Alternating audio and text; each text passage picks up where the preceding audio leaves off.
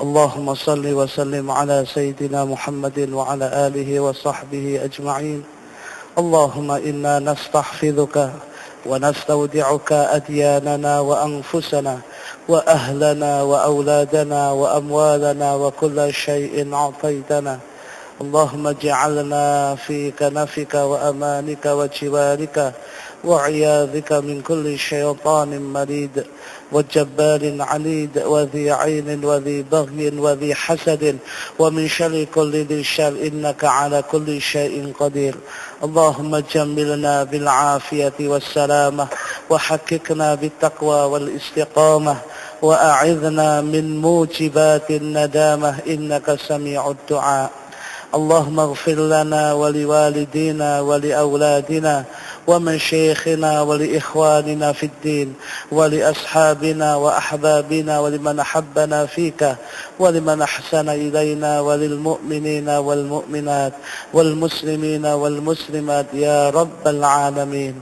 وصل اللهم على عبدك ورسولك سيدنا محمد وعلى آله وصحبه وسلم وارزقنا كمال المتابعة له ظاهرا وباطنا في عافية والسلامة برحمتك يا أرحم الراحمين.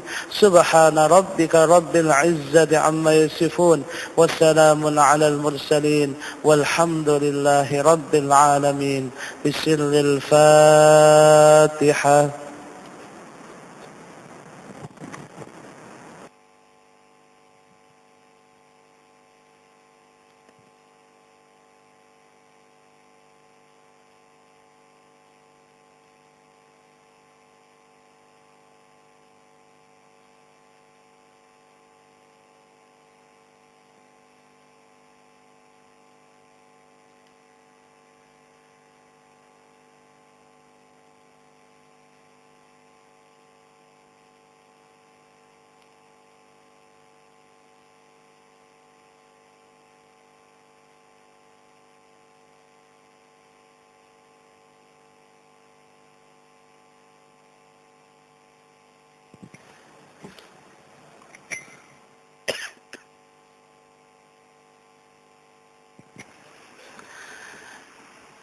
السلام عليكم ورحمة الله وبركاته.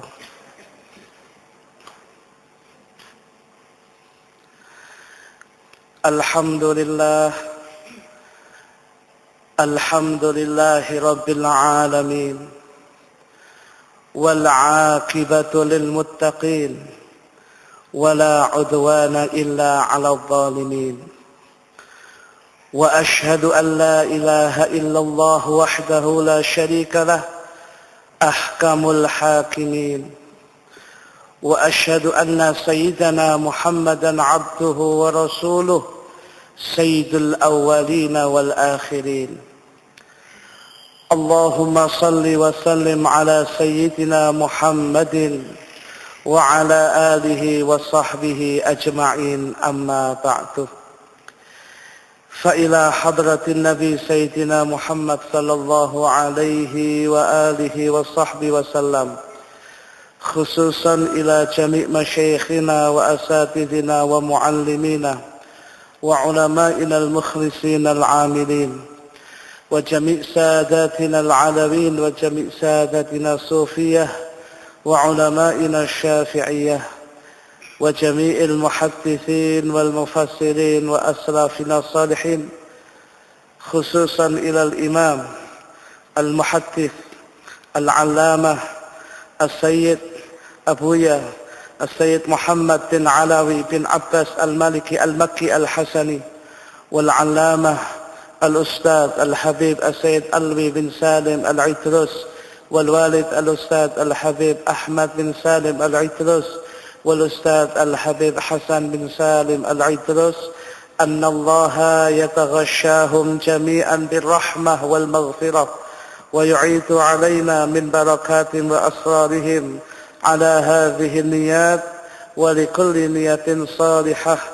وإلى حضرة النبي سيدنا محمد صلى الله عليه وآله وصحبه وسلم. الفاتحة.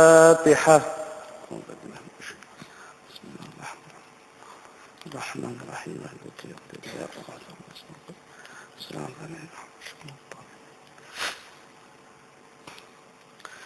Hadirin hadirat sekalian jamaah Masjid Agung Jamek Kota Malang yang senantiasa dimuliakan oleh Allah Subhanahu wa taala. Juga tak terlupakan kepada segenap pendengar, sahabat-sahabat Madinah FM dimanapun saja yang senantiasa dimuliakan oleh Allah. Pada malam hari ini, satu kenikmatan yang besar lagi-lagi oleh Allah Subhanahu wa taala diberikan kepada kita.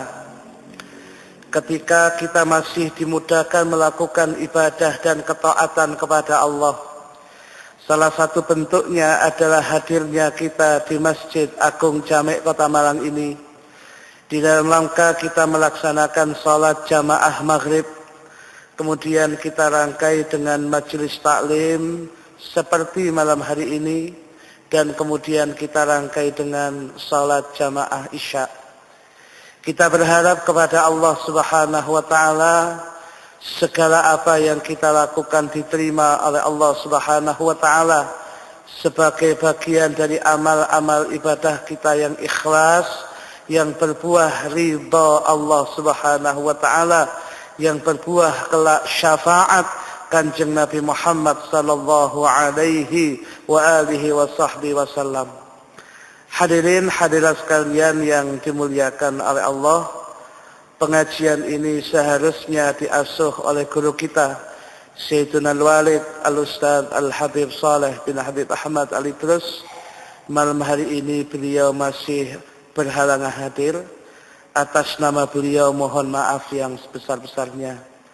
Kita melanjutkan membaca kitab Khasaisul Ummatil Muhammadiyah, buah karya Syekhul Masyayikhina Al-Imam Al-Allamah Al-Muhaddits Abuya As-Sayyid Muhammad Alawi Al-Maliki Al-Hasani, yang kita bahas pada malam hari ini. Judulnya masih sama, Fadailu Salatin Nafilati Fil Bait, keutamaan salat sunnah di rumah.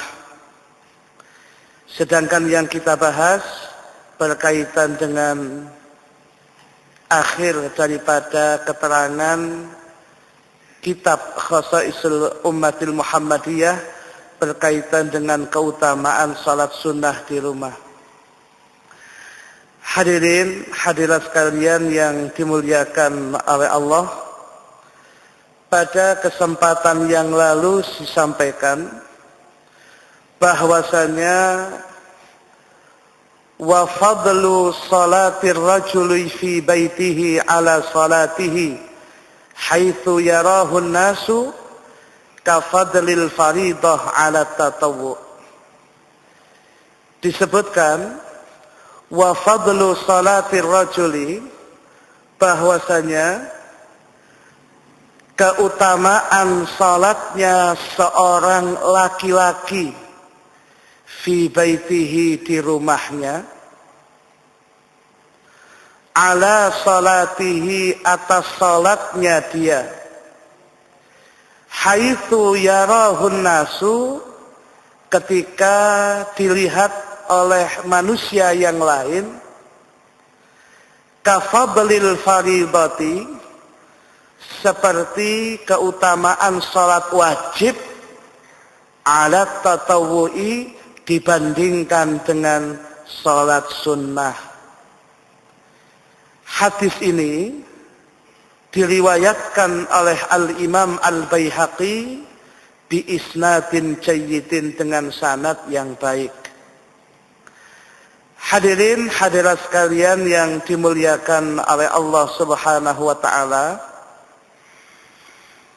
perlulah kita ketahui yang namanya salat fardu, kalau kemudian dibandingkan dengan salat sunnah, tentunya jauh hadirin.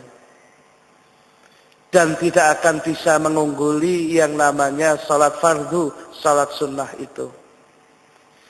Malahan di dalam satu keterangan dan riwayat yang mungkin sudah pernah kita sampaikan, bandingan antara sholat fardu dan sholat sunnah 1 dibanding dengan 70.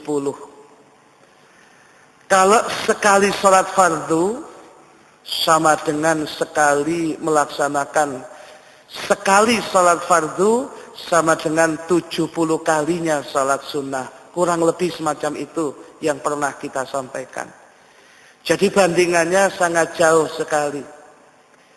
Nah, dikatakan di dalam hadisnya riwayat Al-Baihaqi ini, seorang laki-laki ketika dia melaksanakan sholatnya di rumah, sholat sunnahnya di rumah, dibanding dia melaksanakan sholat sunnahnya di masjid, ketika banyak orang yang melihat, sama-sama sah. Apabila syarat rukunnya sudah terpenuhi, mafi muskilah. Nggak ada masalah.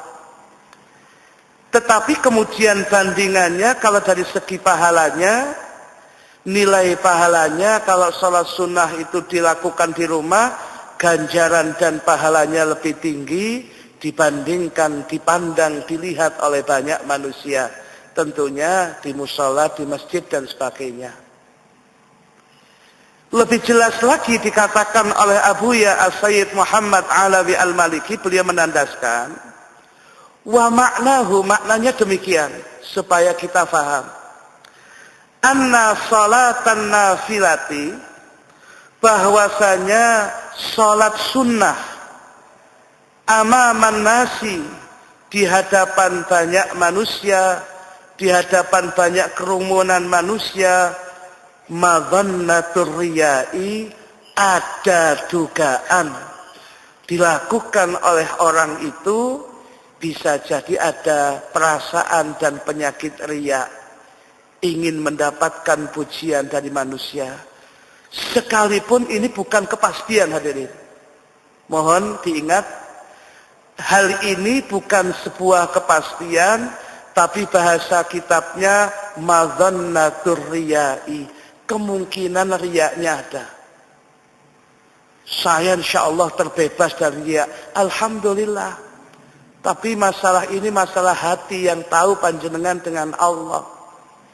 Dan bagi kita yang kemudian melihat ada orang yang sregep salat, kita tidak boleh kemudian memvonis orang itu kemudian cek salat wae itu nang masjid, cek dikatakan hebat begini. Mboten ansal hadirin. Sebab bahasa hati itu yang tahu dia dengan Allah. Kita husnudzon, oh orangnya memang ahli ibadah, sudah. Nggak usah ngurusi orang lain. Kalau kemudian nggak tepat, baru kita amal ma'ruf nahi mungkar. Kalau tidak ada unsur itu terserah. Orang mau melaksanakan sholat mutlaqah berapapun saja di masjid, asal kemudian masih dipersilahkan, ya, kemudian masih belum ditutup, mungkin masih, terserah orang yang demikian itu. Hanya saja dugaan riya itu ada, wa madhin nasi, ada dugaan juga mendapatkan pujian manusia iyahu, kepada dia, kemungkinan ada, supaya dia dikatakan annahu abidun nasikun, agar dia dikatakan sosok ahli ibadah yang banyak ibadahnya kepada Allah. Sebab selama orang itu bukan nabi dan rasul, tidak akan terhindar dari yang namanya penyakit hati, hadirin. Sekalipun itu ahli ibadah. Nah, namanya manusia itu kadang-kadang begitu. Dia sudah tekun ibadah, kemudian ada orang yang mengatakan, Masya Allah, kanok sing ibadah kok sama niku, wis langsung kemudian rodok gedhe ndase. Ya, iya sapa meneh lek awak. Loh sudah, hal yang demikian ini sudah mengurangi dan bisa menghapus hal-hal yang sudah dilakukan selama ini.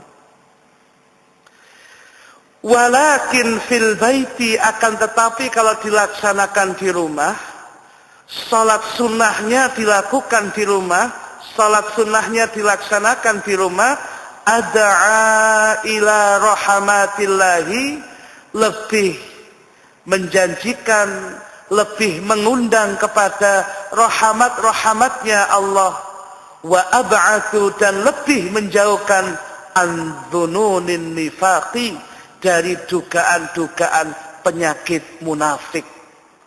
Antara yang zahir dengan yang batinnya tidak sama, itu namanya munafik. Nah, itu lebih terjauhkan kalau salat sunnahnya dilakukan di rumah. Wa a'yunir ra'ina al-mattahin, dan juga jauh dari pandangan-pandangan orang-orang yang melihat, yang biasanya senang memuji orang yang lain berbuat kebaikan. Kalau dilakukan di rumah atau dilakukan di satu tempat yang tidak ada orang tahu, hanya bainahu wa bainallah, hanya antara dia dan Allah yang tahu, itu akan tentunya lebih khusyuk, lebih ikhlas, tidak kemudian ada perasaan riya, kepingin dipuji manusia dan sebagainya. Ini bahasanya adalah dugaan, dan tujuannya adalah menyelamatkan ibadah kita. Sekali lagi, bagi kita yang biasa qobliyah dan ba'diyah di masjid, persilahkan hadirin buat masalah. Tetapi berilah porsi salat-salat sunnah khusus yang ada di rumah Anda, yang tidak akan ada yang tahu Anda melaksanakan kecuali keluarga Anda, kecuali Allah Subhanahu wa taala dan Anda sendiri. Ya, ini yang perlu diperhatikan. Illal mafrudata, kecuali memang salat wajib. Kalau salat wajib 5 waktu, jangan menggunakan dalil lebih baik salat di rumah. Salah itu yang demikian ini. Sebab bahasanya ini ya, kecualinya memang adalah salat wajib. Kalau salat wajib harus fardu kifayah bagi mereka laki-laki yang dewasa, mukallaf, yang kemudian diwajibkan melaksanakan salat 5 waktu, memang harus diusahakan di masjid. Kalau kemudian salat sunnah dikembalikan kepada panjenengan, hanya kalau dilakukan di rumah lebih mengundang kekhusyuan, lebih mengundang tidak sampai jauh daripada yang namanya penyakit riya, tidak ingin pujian manusia dan sebagainya, lebih mengarah ke situ. Tetapi andai kata dilakukan di masjid, bukan masalah, hadirin. Kembalinya kepada hati panjenengan. Nah, ini. Fatu ada, maka kalau yang namanya sholat fardu, memang harus dilaksanakan, ditunaikan fil masjid, di dalam masjid, jama'atan secara berjamaah, kama arada, sebagaimana yang dikehendaki oleh Kanjeng Nabi Muhammad sallallahu alaihi wasallam.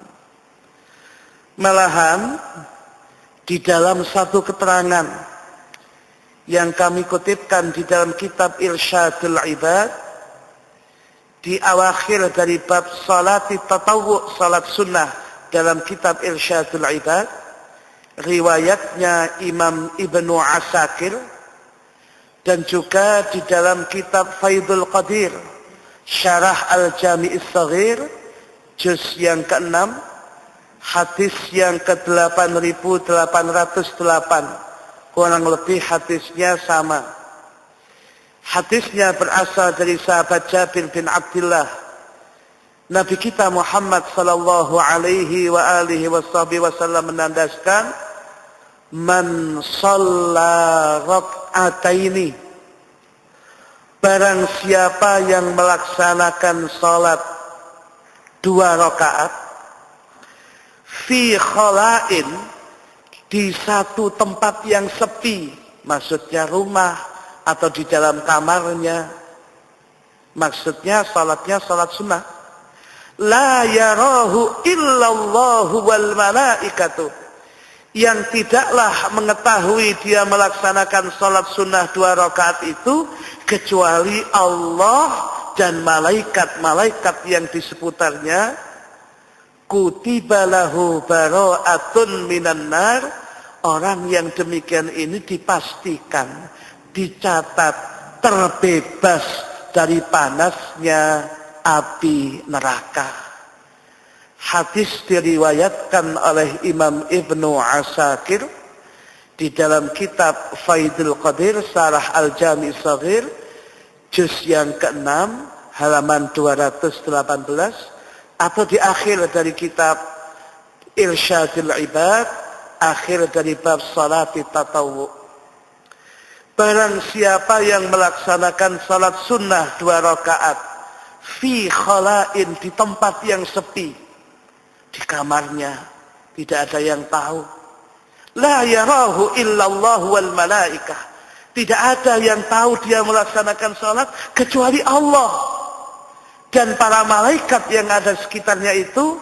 Kalau kemudian dia lakukan itu, kutiba lahu bara'atun minan nar, niscaya ditetapkan, ditulis orang yang semacam itu terbebas dari panasnya api neraka.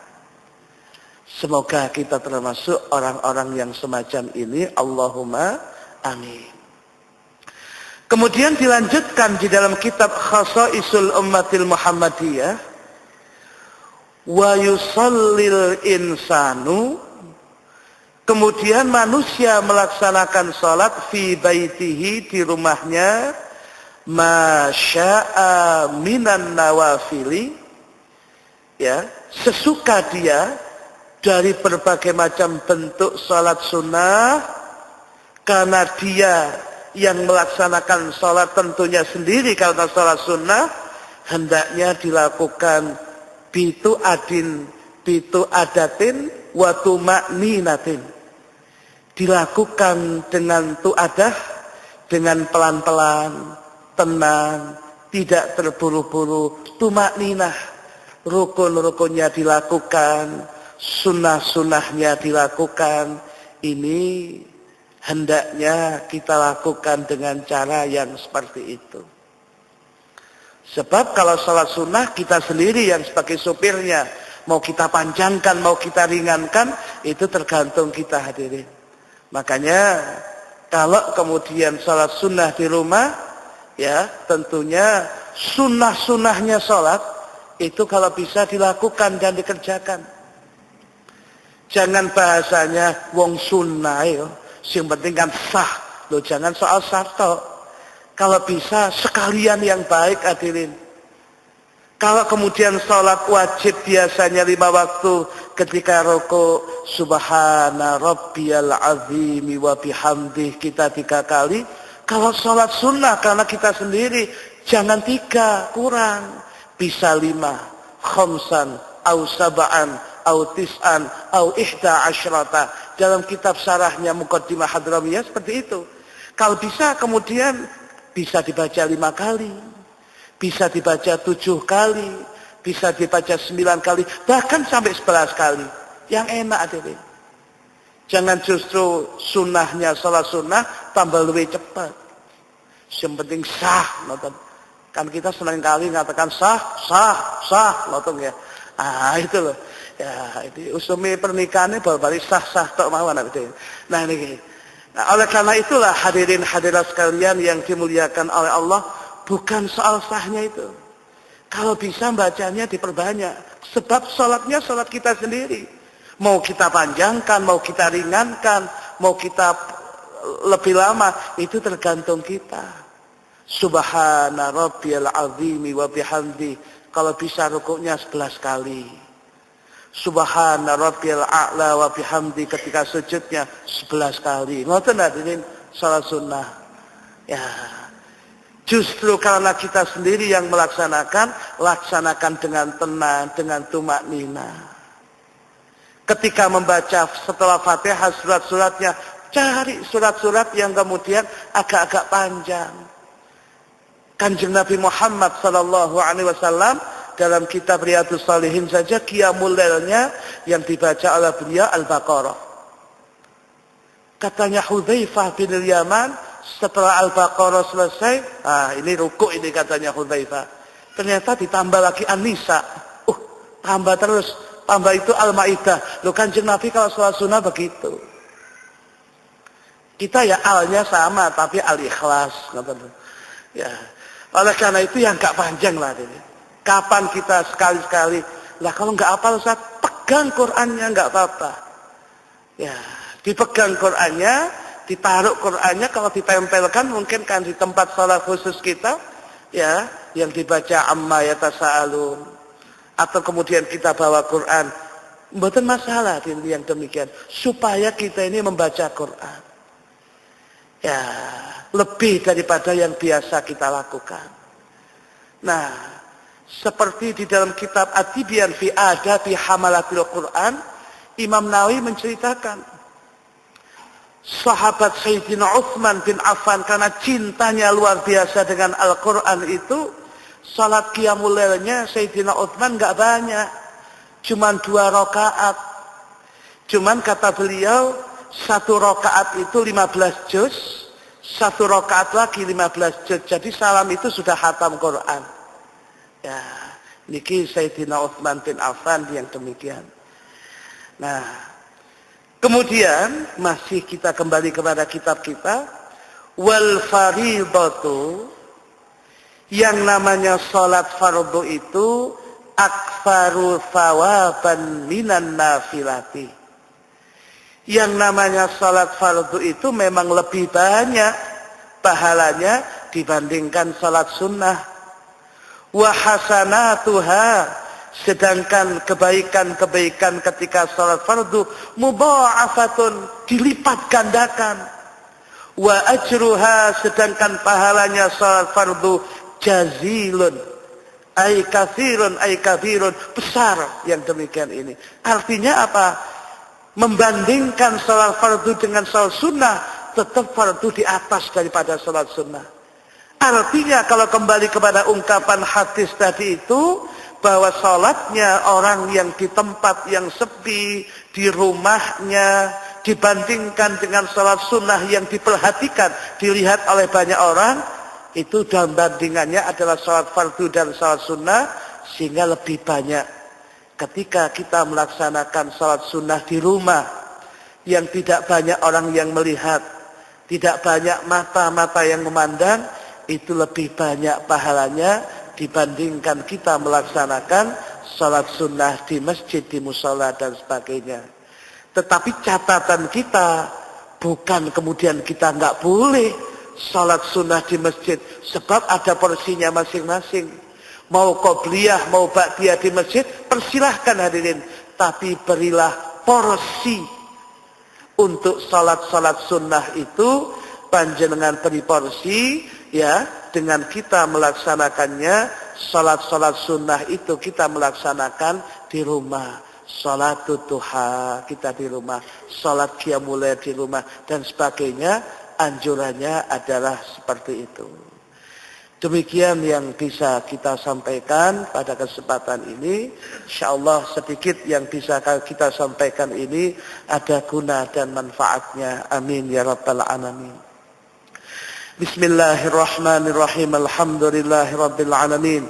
Allahumma salli wa sallim ala sayyidina Muhammadin wa ala alihi wa sahbihi ajma'in.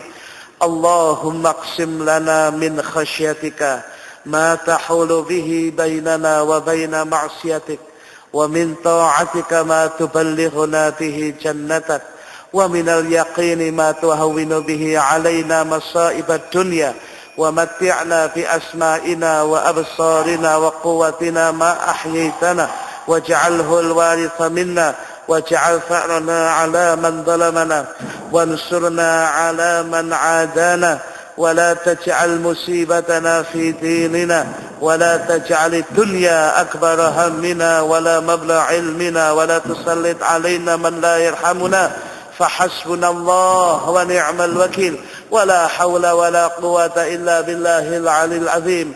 اللهم بارك لنا في رجب والشعبان وبلغنا رمضان. اللهم بارك لنا في رجب والشعبان وبلغنا رمضان.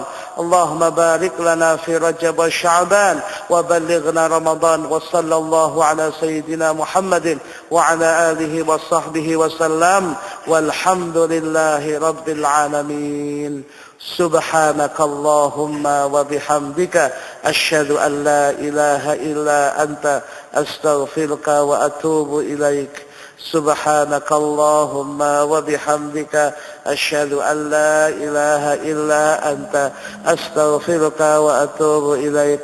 Subhanakallahumma wa bihamdika asyhadu an la ilaha illa anta astaghfiruka wa atubu ilaik. Bismillahirrahmanirrahim. Wal 'asri innal insana lafi khusrin illa alladhina amanu wa 'amilus salihati wa tawassaw bil haqqi wa tawassaw bis sabr. Kurang lebihnya mohon maaf. Allahumma innal 'aisha 'aishul akhirah. Wassalamu alaikum warahmatullahi wabarakatuh.